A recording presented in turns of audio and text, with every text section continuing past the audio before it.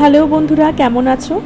আজ শ্রাবণ মাসের তৃতীয় সোমবার, আর আমাদের বাড়িতে 3 দিন ধরেই নিরামিষ চলছে।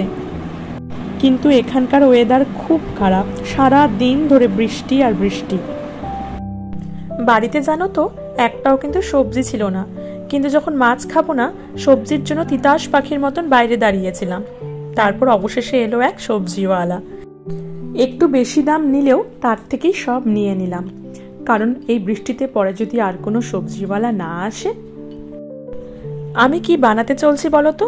না না, নিরামিষ সবজি নয় বা ঘ্যাট নয়, আমি বানাতে চলেছি শুক্তো। জানো তো আমার বাড়িতে না সবাই এই রেসিপিটা খেতে খুব পছন্দ করে। জানি যারা একটু ঝাল মশলা বেশি খায় তাদের কাছে কিন্তু এই রেসিপিটা একেবারেই পছন্দের নয়। এটা কিন্তু ঠিক শুক্তো না বলে গ্রীষ্মকালীন নবরত্ন বলতে পারো। শুধুমাত্র ফুলকপিটাই কিন্তু বাদ ছিল। যাই হোক, গরম তেলে দিয়ে দিলাম। আর সবাই আমরা জানি শুক্তো বা নবরত্ন কোনোটাতেই কিন্তু লঙ্কা ব্যবহার করা হয় না। এরপর কেটে রাখা সব সবজিগুলো ঢেলে দিই।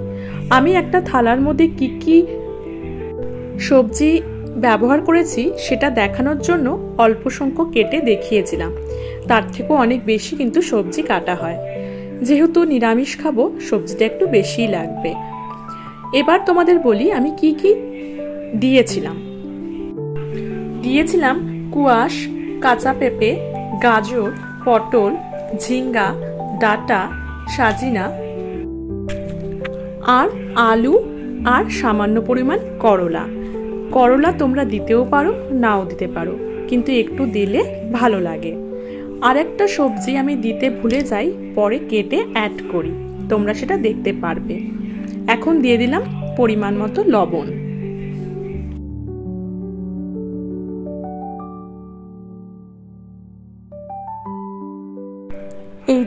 এই সবজিটা মানে বেগুন দিতে আমি ভুলে গিয়েছিলাম, সেটা আমি পরে অ্যাড করে দিই।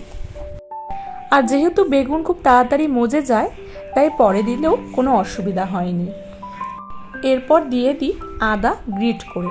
আদাগুলো আমার কাছে বেশি ভালো ছিল না, ওই যে বললাম যা পেয়েছি খুব তাড়াতাড়ি করে নিয়ে নিয়েছি। এরপর শিলনোড়ায় নিয়ে নিই পোস্তটাকে ভালো করে বেটে নিই।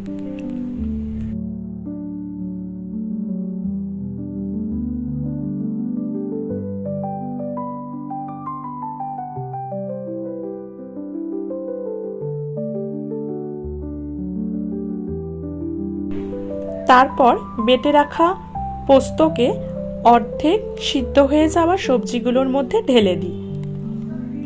তারপর একটা পাত্রে নিয়ে নিই কাঁচা দুধ, সেই কাঁচা দুধটাও ওই সবজির মধ্যে ঢেলে দিই। তারপর ঢেলে দিই সামান্য পরিমাণ জল, কারণ সিদ্ধটা ভালোভাবে হতে হবে।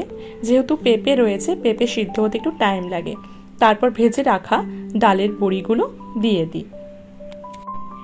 তারপর একটা থালা দিয়ে ঢেকে দিই। তারপর সিদ্ধ হয়ে গেলে নামানোর সময় ব্যবহার করি সামান্য পরিমাণ ঘি। এরপর আমার তৈরি হয়ে যায় শুক্তো বা গ্রীষ্মকালীন নবরত্ন।